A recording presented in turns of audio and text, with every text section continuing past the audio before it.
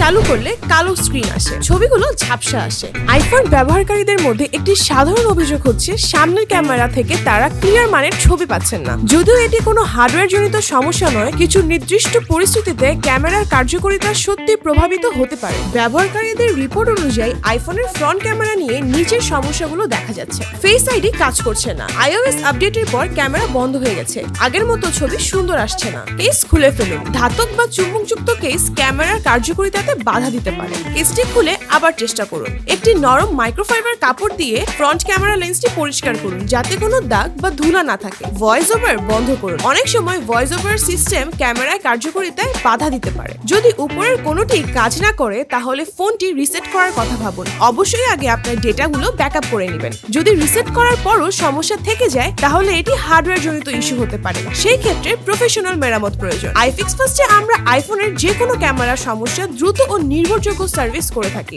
ঢাকা শহর জুড়ে service point, আসল অ্যাপল প্রোডাক্টস, দ্রুততম সার্ভিস ডেলিভারি।